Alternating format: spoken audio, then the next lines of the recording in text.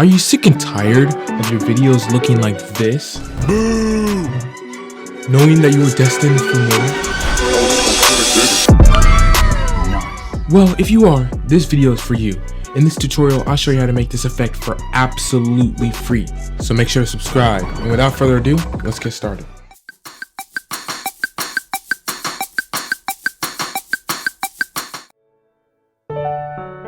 Right, so you're gonna need three things for this tutorial. Number one, you're gonna need a MIDI keyboard. Number two, you're gonna need a printer cable, which is what I like to call it. Number three, you're gonna need a laptop or any type of computer. These are the only three things you need, and if you got those, you're good to go. In the description, I have timestamps which I've sectioned off each section of this video, so you can skip parts that you don't need or you already know. And also, if you have any questions, make sure to put in the comment section, and I'll try my best to apply to most of them. Alright, so the first thing you're gonna want to do is download the three programs I have in the description: SeeMusic, VFX Studios, and CapCut. We're gonna be using SeeMusic for our audio, VFX for our video, and CapCut to combine them both. These are the only three programs you'll need, so don't worry about downloading anything else. Alright, now it's time to record. The first thing you're gonna want to do is take your printer cable and plug the white end into your keyboard and plug the USB end into your computer. This cable allows the computer to record what you're playing on your keyboard. Next, we're going to need to find a way to record our fingers. Ideally, you have a large cabinet or something to place your phone on top of so you can record your keyboard, but most people probably don't have that. So what I like to do is to literally just tape my phone to the ceiling. Make sure to be careful that your phone doesn't fall. When recording your fingers, it's important to make sure that your piano is straight, kind of like this and not like this. You don't have to be perfect, but you want to be as close as possible so you don't have to make as many edits at the end. When you're sure that your piano is straight, go ahead and hit the record button on your phone, and then next let's move on to our laptop again. Open up SeeMusic and hit this button.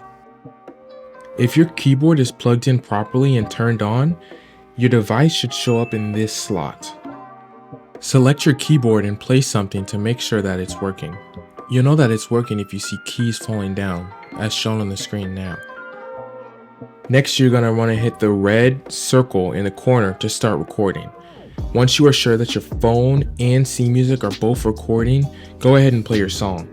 Don't worry if it takes a couple of takes, we can edit that out later. Once you are done recording your song, make sure to hit the red circle again and rename your file and then save it. That way we can access it later. Next, make sure to turn off the recording on your phone, and then we will be done with the piano. Then click this button in SeeMusic so that you can edit your recording. In this mode, you can click on notes and pull them to make them longer if they're a little bit too short. If you see any note that's really short, make sure to do this so that you have a good recording. Also, if you see any notes that you played wrong, go ahead and click it and hit the backspace button in order to delete it. If you are happy with your recording, click this button to export it. This file will be the MIDI file.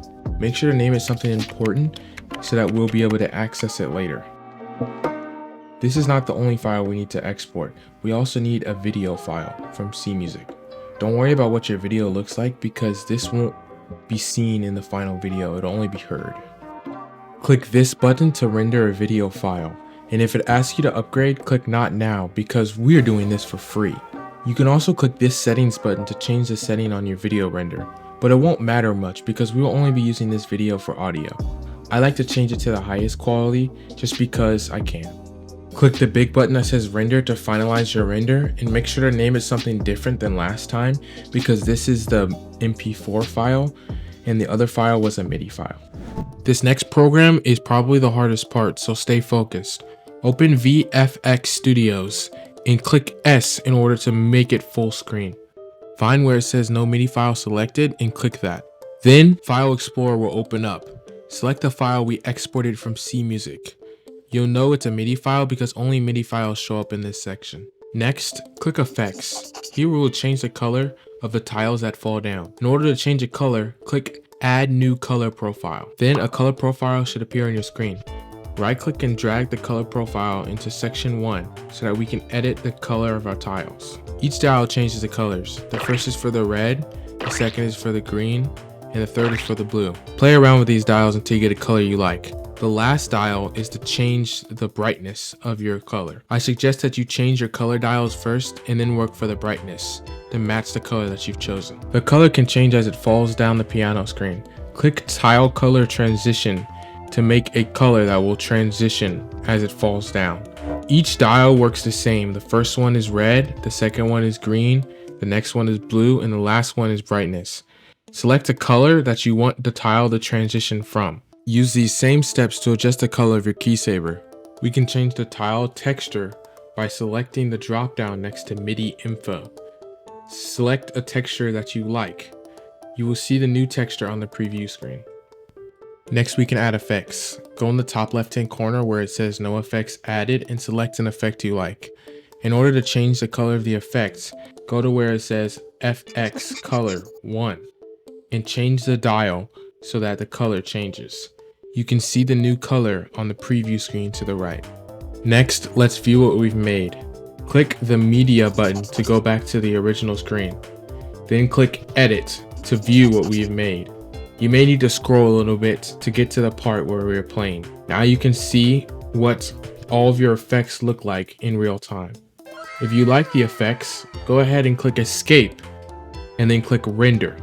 If you don't like the effects, click escape and edit again to change the effects. You might need to change it a few times until you get an effect that you like. I'm going to click render because I like my effects. You can change the effects of your render, but it doesn't really matter that much, so if you want to, you can just leave the default. Make sure you click path to select where your render will go in the end. Then, once you've selected your path, click render to render the video. Next, open a new project in our last program, CapCut. You're going to want to import 3 videos. The first video recorded from your phone of your fingers. The next video you're going to want to import is the rendering from VFX Studios that we just made. Last, you're going to want to import the rendering from SeeMusic. Not the MIDI file, but the MP4 file. You'll know it's an MP4 file because at the end, it'll be named .mp4. Once you have those 3 files imported, your CapCut should look like this. First, drag your SeeMusic file on the bottom and then the VFX Studios file on top. Move the VFX Studios file up so it aligns with the SeeMusic file. Next, drag the video of your fingers onto the screen and find where your song starts. Trim the video so that the start of your song is the start of the video. In order to trim, all you do is click on the edge and drag it. If you need to, rotate your video 180 degrees so that it lines up with the piano. I didn't need to in this case, so I just left it the same. Next, click the mask tool.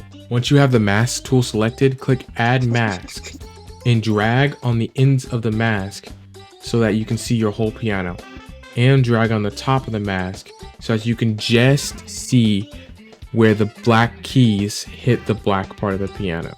Next, it's time to align our piano with the VFX Studios piano. Click opacity so you can see through our video.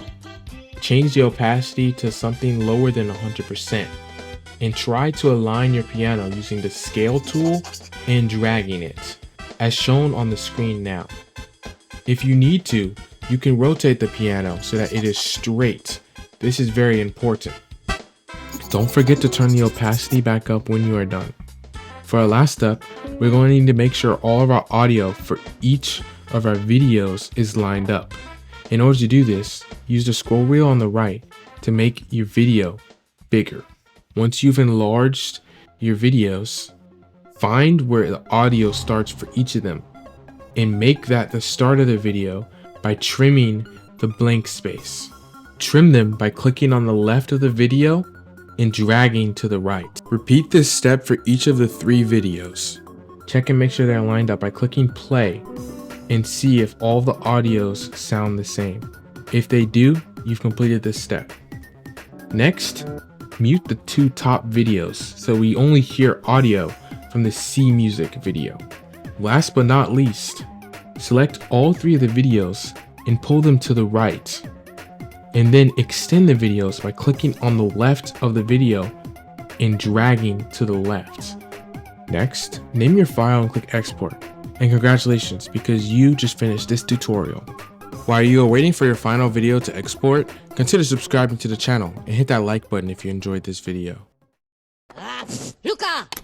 Bueno? Pinu! Bueno? Pinu!